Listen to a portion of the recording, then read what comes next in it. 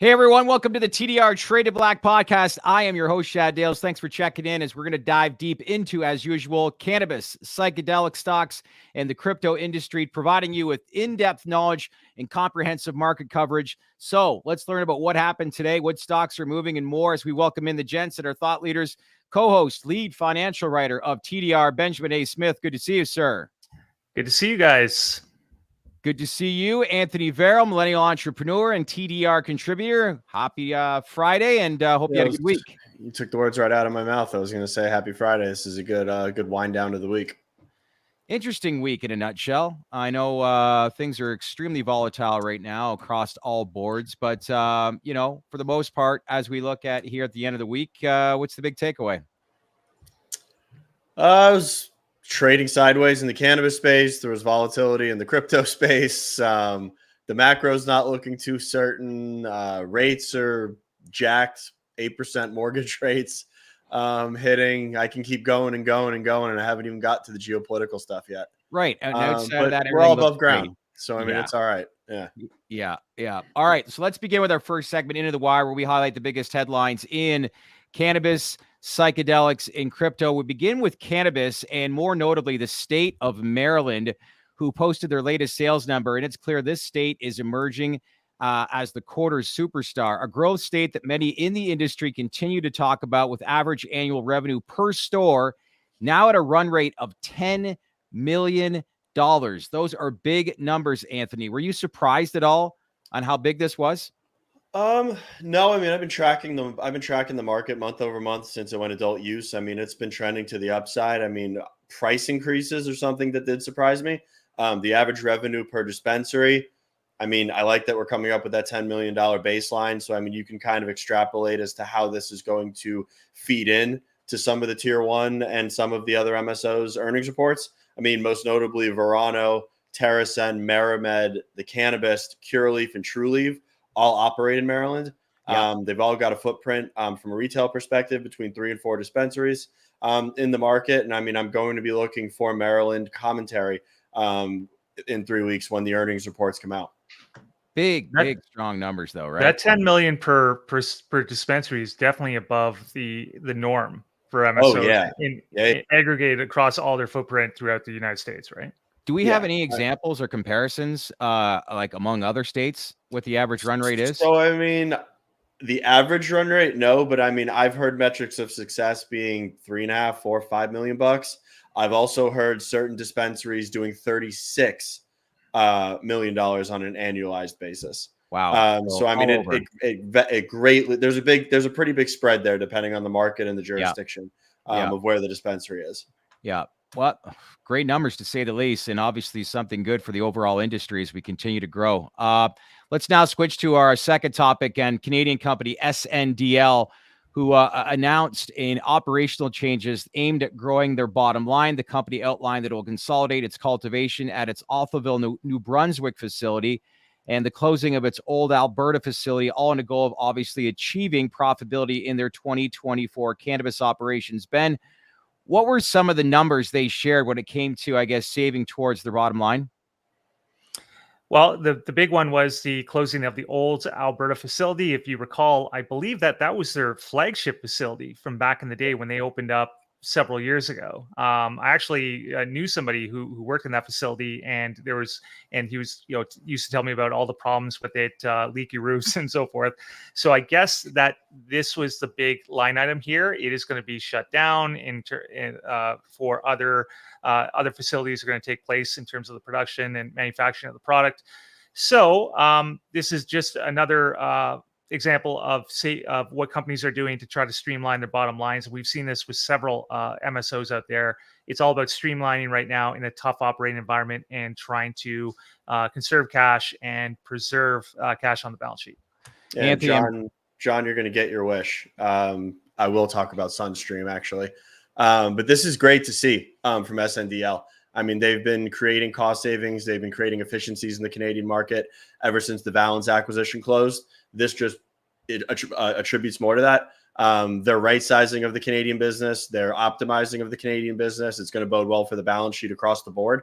And like I said, I mean, they have a nice alcohol business. They have a growing cannabis business. and then they have their U.S. exposure via Sunstream. From what I've gathered, they're actually getting closer to closing the receivership, the stalking horse bid on the SkyMint assets, and they're working on the parallel assets as well. If they can vend those assets from a true equity perspective, not just a lending perspective, into the Sunstream vehicle and turn that into what we're kind of seeing with Canopy USA, that green lights me into going into the stock. Them actually having an operating business in the United States that's plant touching is my move into SNDL as a shareholder. 3 things guaranteed in life: death, taxes, and retail investors loving the SNDL story. I cannot believe the following that they have. You're listening and watching the TDR Traded Black podcast on the Benzinga TV network. I'm your host, Shad Dales, along with lead financial writer Benjamin A. Smith and millennial entrepreneur Anthony Verrill. Let's now switch into our next topic. Never a dull moment in Washington where the chaos continues, where hardline Republican holdouts block Jim Jordan's bid for the gavel. The nation is now in its 17th day without a speaker, which is, needless to say, causing quite the logjam and having an impactful consequence pertaining to it. So, Anthony, you care to elaborate on some of those consequences entail? I mean, it's just a joke at this point. It's a rudderless house, and the fact that this was a secret bid behind closed doors that basically said Jim Jordan's out, like, that is the swamp. Like, that's literally the reason that Trump and Gates and a lot of other people want to clean this out. But at the same time, like, obviously hindsight's 2020, but Gates did this at the absolute worst time possible with what was to come, being in the geopolitical mess. But it needs to get resolved. I've seen Emmer's name floated out there today. I've seen McHenry's name floated out there today. But I mean, as far as I'm concerned, this is not a cannabis story. This is a stability of the U.S. government story. It is. This needs to get just signed, sealed, delivered, put someone in, and let's go on our way. And that's not just so we can get aid packages out the door to the Ukraine and Israel. That's so we can just get back to our normal functions of business and getting things progressing through the House as a governing body of this country. Yeah. Ben, you want to elaborate on that? Yeah, absolutely. That's 100% true. It is mostly about it's a national story about encompassing all these different issues. It's not really a cannabis story. It only matters insofar that, banking bills such as SAFER that are going to be pushed in the Senate cannot move forward because they're bicameral in nature. So it needs that House support. And as long as there's no speaker, obviously it's going to be in flux and that won't proceed forward through the House. It can still be attached as an amendment as another bill. It doesn't necessarily need House sanction, but that's why cannabis investors are watching it. Yeah. But yeah, I mean, it's this is an unprecedented situation. We're talking about McHenry maybe as an interim speaker until January, and obviously that's not what you want to see. Anything interim is not going to be very good for safe banking. That's going to take the back burner. But hopefully we can get this resolved. But it does appear that Jim Jordan is out. They had the secret ballot, and I think he had more nays than yays. So I think once and for all, we can see that Jim Jordan is out. And ultimately, this is a battle between sort of MAGA Republicans and what we call swamp Republicans or the uniparty Republicans. They're kind of battling each other. So like really outside of cannabis, it's really interesting to see the different factions within the GOP sort of going at war with each other because one supports Jordan and the other does not. It is crazy how much this chaos is just manifested, isn't it? Yeah. Yeah. And hopefully it subsides sometime soon. So we could be looking at going into 2024, so months from now, before we actually have a House Speaker appointed.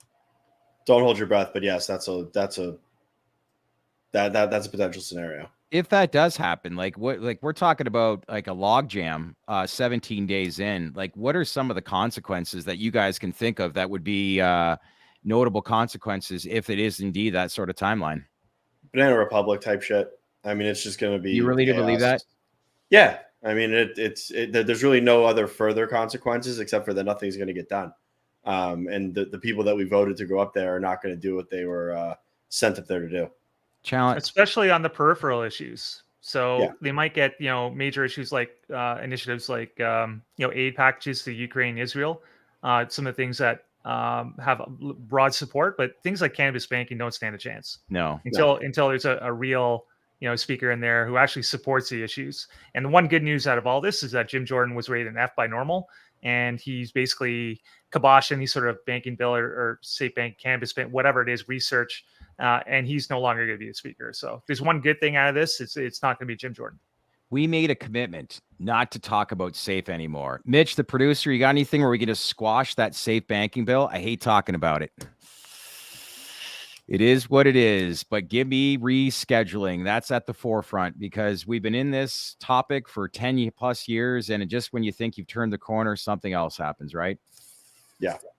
Yeah. Okay. Let's now switch to an interesting story involving the SEC instituting a cease and desist proceeding against Anson Advisors, which is a firm that's been known to be a short seller in the cannabis industry located in Canada.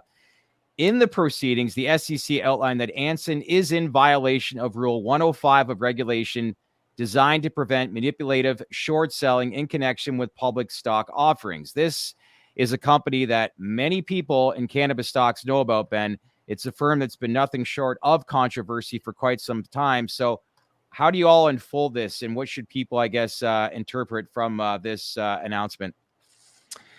Well, at least there's some enforcement action against Anson, who is probably the devil in terms of, or the most notorious actor amongst cannabis investors in Canada, because they were involved in all these purportedly unsavory events. For example, I mean, there are reports out there that say that they put members on cannabis boards just so that they'd have the inside scoop, and then they would short them. Predatory sort of trading actions in these stocks and all that. So all this is purportedly happening. The SEC got involved, and now we see that that they're going through a cease and desist based on Rule 105, which is prevents manipulative short selling in connection with public stock offerings. So they're involved with all sorts of nefarious things apparently, and I think there's no real big takeaway other than the fact that Anson may not participate in some of these stock purported short sellings going forward if they are sanctioned by the SEC. Wow, that's huge. Yeah, it's big. I mean, Anson themselves have been the focal point of this, not focal point, but they've been known to manipulate. They've been known to have some ears to the ground and in an unsavory perspective. And I mean, I've heard some of the guys even walk around Toronto with security. I mean, that should tell you all you need to know. That being said, I don't really think the SEC carries too much weight across the border. So, I mean, I'd have to go and kind of think that this is a slap on the wrist. Hopefully something comes of it. I'm sure he'll get a fine, which most of these guys don't really care, as it's usually nominal to compared to what the rewards they're reaping. But it's good to see them doing something. I'd like to get bad actors out of this space as quickly as possible. Yeah, like something like this. Do you think that there could be some sort of presence with them shorting, let's say, a lot of the American stocks, indeed, if they get listed on some of the bigger exchanges? Yeah, I don't want to get into the whole conspiracy theory that there's a cabal sitting behind the scenes, like shorting the cannabis sector. I mean, I really don't think that's the case. I do think that you can do some nasty things on the exchanges that the cannabis stocks are currently on in terms of naked shorting, borrowing shares, doing all sorts of delta hedging and all sorts of different strategies.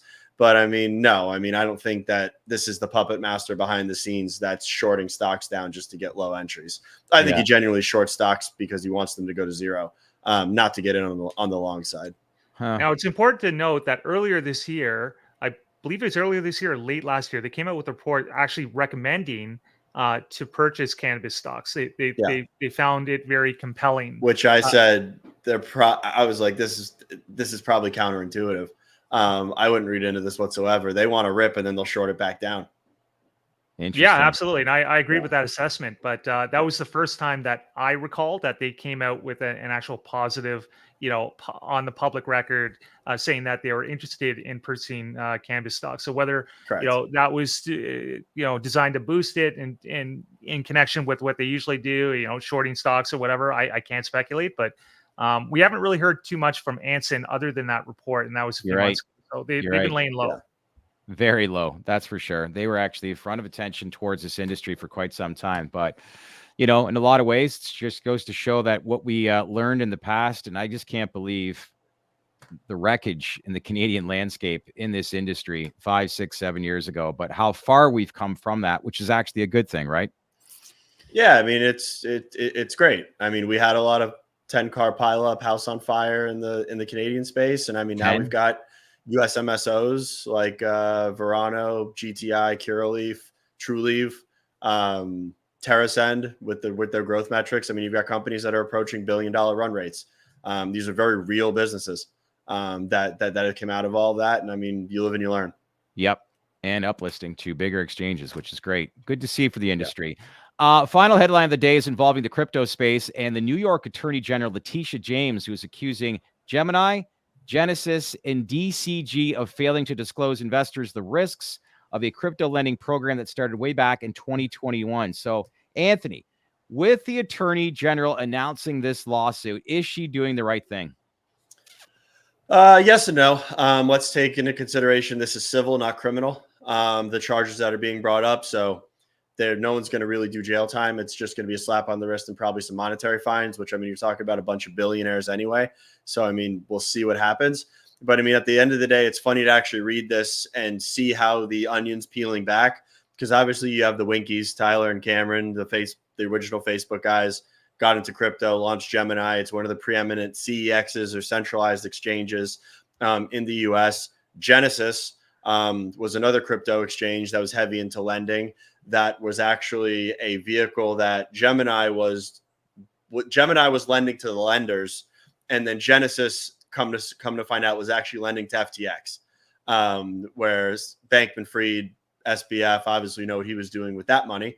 But the wrinkle here and the real thing that's a real blemish on the Winklevoss twins is they found out, or they downgraded Genesis's credit from a triple B to junk on the backs of they knew that Genesis was making a lot of these under collateralized bogus loans to FTX, and Gemini kept or at least the suit alleges that Gemini kept advertising the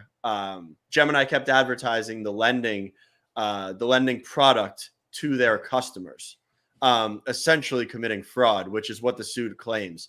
They defrauded about 230,000 of their customers. So this is just the tip of the iceberg. This is kind of like how everyone thinks everything's going on and everyone thinks everything's going to be fine until the music stops. FTX blowing up was the music stops, and Genesis was collateral damage. We're now going to come to find that Gemini was also involved in this. And I'm sure there's going to be a lot more to the story as it progresses. So could this lead to another crypto winter, Anthony, at all? Or no, like another? No. I think my honest opinion here, and this is obviously not financial advice, but I think we're on the cusp of another bull market in crypto, mostly within Bitcoin and Ethereum. Why? Yeah, there's way too much because there's too much talk about these ETFs. BlackRock just amended their application at the SEC for their spot Bitcoin ETF. Yeah. And that means that they're probably getting signals from regulators as you need this, this, and this in order to get this approved and down the road. And then we're off to the races. And I mean, that kind of stems back into the conversation that we had with Aaron Miles today from Verano as being index inclusive and index included on a major exchange, which is what BlackRock, Vanguard, State Street, and Fidelity's ETFs will be, means that there is an automatic capital allocation on a monthly basis towards these products, whether it's 1% or whether it's 2% or whether it's 0.2%. Pay attention, right? There is going to be capital allocated, and it's going to be included in an index, and these spot instruments are going to have to actually own the underlying asset. So, I mean, I think this is very, very bullish, and we're about 6 months away from the halving as well. And that's the keynote right there. I think that's the keynote that you should repeat, and people have to understand these are not hypothecated assets, right? Like they have to own actual Bitcoin. Yeah, like if which you see is already GLD, in pretty short supply. Yeah, so there's always been a very big thesis around the GLD ETF or the gold ETF. They don't hold physical gold; they hold paper, on paper gold. Which, if you really wanted push come to shove, if all of the gold products that were out there and the derivatives were actually called upon for physical, there's not enough out there. Mm-hmm. There would be a reckoning across the gold market. Like 100x hypothecation. Yeah. Like I keep this. I literally keep this on my desk. It's a silver bar. I keep this on my desk just to remind myself, like, it doesn't matter unless you can actually hold it. Crypto, it doesn't matter unless you actually have custody of it. Same thing with metals. It's why these CEXs were doing all of this fraudulent and frivolous lending and just doing anything with people's money. There's no guardrails. And if you put your money in Coinbase is probably the only secure one, but FTX, Coinbase, Genesis, once your crypto goes in there, you don't actually own it. On my MetaMask, on my cold storage, I actually own my coins, just as me having this in my hand right now. Man has a silver bar. I like that. You still think BlackRock's ETF 6 to 9 month timeline? Yeah. So Yeah. I think within 6 to 9 months, we are sitting here talking about the actual product and market. Yeah. Yeah. Well, listen, if you want to learn how to trade, log on, become a member of Benzinga Pro, premier subscription that they have for day trading, and learn more about a lot of this stuff pertaining to these industries. And as well, if you want to learn more about headlines next week and how some of these stocks in cannabis and psychedelics perform, log on to thedalesreport.com and subscribe to our newsletter. That concludes our first segment, which is Into the Wire, highlighting basically all the headlines in cannabis, psychedelics, and crypto. Let's now switch to our segment, which is our daily movers, as we look at stocks that made moves today. And once again, we begin with cannabis and multi-state operator Air Wellness, who was down at one point at 10% on the day, Anthony, but things changed. Yeah, I mean, this was down 10% intraday. I was looking at it and kind of hoping it would continue to fold. Like I've said, I mean, I've been hoping that it gets back to my price point of around 70 to 80 cents where I got in on the last trade. It started to rally going into the close. It traded about 235,000 shares on the day and wound up 5%. So about a 15% move round trip. I don't understand what either move implied was for, as there was no news, there was no nothing. And I mean, there really wasn't a lot of movement in the cannabis space as a whole. I got a lot of red on my screen right now, but I'm going to be watching it in the coming days and see what the price action does. But I mean, I'm holding myself to that I'm waiting or hoping it gets about back under $1 for me to start to go in again. What's the stock down from the rally last month? It's down 55%. Oh, it's 55%. 55% around there. All right, Ben, next up, psychedelic stock, Cybin. This industry, I know we were talking off camera before we got started. Some of these companies that we've looked at, very disappointing to say the least. Hoping that we'd have a plethora of news releases after this MAPS data announcement, but it's been pretty dead since. But Cybin continues to be steady. They were down today, but again, looks to be like right now, arguably the darling of the space. Yeah, Cybin had been clearly holding up better than most of its peers. You know, Compass Pathways, Thai Life Sciences at the low. Numinous broke the lows today. Almost everything is at the lows in this environment. Risk off is prevalent. Interest rates are high, which are very not good news for for capital needy companies such as biotech.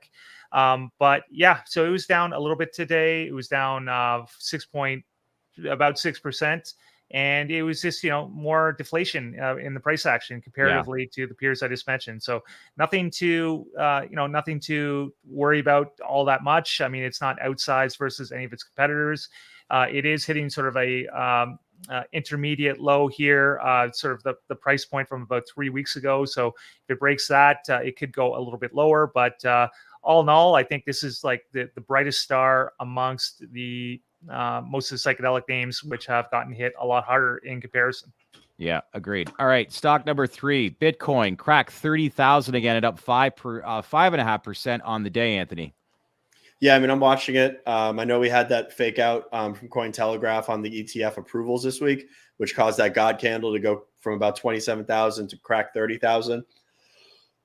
We retraced on the backs of that being fake news, and to be honest, it's had momentum ever since. I'm going to watch it going into the weekend. I'm going to watch it more closely Sunday night, as that's usually once Asia starts waking up, you'll start to see action, whether to the upside or the downside. But I mean, I think Bitcoin is posturing here to get ready to move on headlines. All right. Is he right? You think he's right? Is Bitcoin going to move? Leave some comments below. I'd love to hear your feedback. Okay. You're listening to the TDR Trade of Black podcast on the Benzinga TV network. Last stock, cannabis stock. Again, Canopy Growth, notable company that many people watch as we inch closer to rescheduling. And many people believe that this stock has tremendous upside if that were to happen. But for the day, they were down just a little over 4%, Ben. Yeah, no real news factor here. It's just more in line with a drawdown in the sector in general. I think what most notable here is the fact that it's almost retraced almost the entire move since August 30th when that HHS recommendation news came out. And that's important because we just talked about how Air Wellness had only retraced about 55% or so. It still kept, or maybe it's a little bit more than that, but they kept still a large portion of their move. But Canopy Growth is right almost at that point, about 4 or 5 cents away. So I'm going to be watching to see if it gets to that 45, 46 cent level, which was the close post HHS, and then you're hitting a level of consolidation before that move. So it's round tripped. That might be a psychological level for people to maybe start getting in, since it did retrace that move and that's still on the table, rescheduling. So I'll be watching that in the coming week.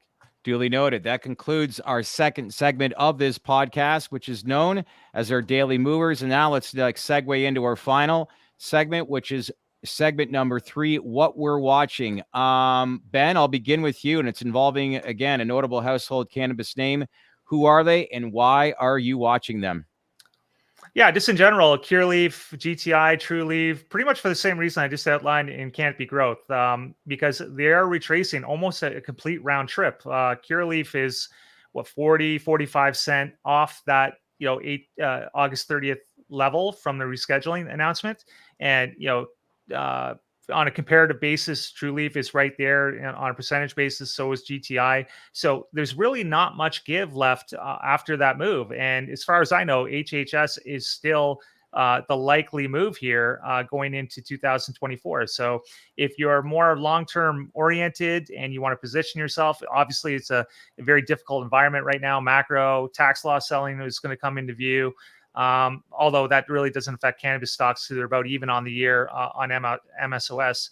But still, it might be a time to start, putting some money into this if you want to get into the sector and miss the move the first time. Wolf of Weed Street, Jason Spadafora logging on. Good to see you, sir. Hope you well. Haven't heard from you in a while, but good to see you. But yeah, you're right. We'd average about 40% off the highs. Next up, another. This isn't necessarily a stock, Ben, but important that we follow this. It's more on the macro level, and it's the 10-year treasury yields, which are flirting with comparisons to the 2008 financial crisis. Why should this be on everyone's radar? Yeah, it should be, because the treasury yields broke 5% today before coming back down to about the 4.9% range. So this affects everything. I mean, it's U.S. government debt securities issued by the U.S. government. So this affects interest rates in general, borrowing rates, lending rates. It affects the debt. And overall, if you have higher yields, then there's less incentive to get into stocks, because you can just get the higher yields off owning the bonds. So it's more not specific to cannabis or psychedelics, but the higher those yields go, the more pressure will be on the stock market to perform. So I think that's what's causing a lot of the weakness lately in the equity markets. And if there's that weakness, then it's going to flow into MSOs and psychedelic stocks. So hopefully we can get some relief on that. Hopefully the Fed will act, or perhaps even cut. Like Nomura, for example, expects a 15% chance of an actual 25% basis decrease on the next Fed meeting. So we'll see. But let's try to see if these yields keep below 5%. Look at that graph. It looks like a cannabis stock chart. Meanwhile, that's the TLT. That's pretty impressive. It's unbelievable. You said earlier, Anthony, mortgage rates are at 8%. I saw people today on Twitter that were just like hands in the air. I don't even know what to buy. Bitcoin sounds like the only thing that makes sense right now. Talking about stocks, treasuries, metals, anything, and that's not saying go out and buy Bitcoin. But I mean, when people that are very skeptical are just looking around and they don't know where to park money and thinking that only Bitcoin makes sense, probably getting somewhere pretty dark, probably foreshadowing somewhere pretty dark. You guys remember much about the 2008 financial crisis? Like Ben, I know you would. Yeah, I don't remember enough of it. Yeah. Yeah, I mean, it was a different it was more had to do with MBS, with Of course. real estate and housing real estate. So it's a different dynamic today. But in a way, it's not, because these high mortgage rates are really causing a lot of foreclosures. It's hitting commercial real estate a lot. Yeah. There's a Yeah. lot of landmines on the books of some of these banks, and a lot of portfolio managers and just billionaire investors in the space are saying that there are more landmines to come. So Yeah. you're going to have some reverberations here in real estate, I think, and we've already seen it. Yeah, that's for sure. All right, gents, great show. Happy weekend. Listen, if you want to learn more about how to become a day trader, what should we do? Be buying and selling, as I said before. Become a member, become and subscribe to Benzenga Pro as well. If you want to know about a recap of this week on psychedelic, crypto, and cannabis stocks and what you can anticipate next week, log on to the Dales Report and subscribe to the TDR newsletter, because we're going to have a few more outline information regarding companies that we're going to be watching into next week and why that could be important for you. As usual, all views on the Traded Black podcast and the guests on this podcast are purely opinion. You should not treat any opinions expressed by us or guests as investment advice. And the views on this podcast are solely intended to be informational and are not investment advice. All right, gents, enjoy the rest of your weekend. Happy investing. Have a good one. Have a good weekend. Hey, everyone. Thanks for watching. And if you want to learn more about the emerging industries that we cover, then leave a comment below and let us know who you want us to interview, the questions you want asked, and the information that you want to learn. We want to hear from you. As usual, click on that bell for all notifications to get the latest information. Share this video with your network, and don't forget to subscribe to our channel, because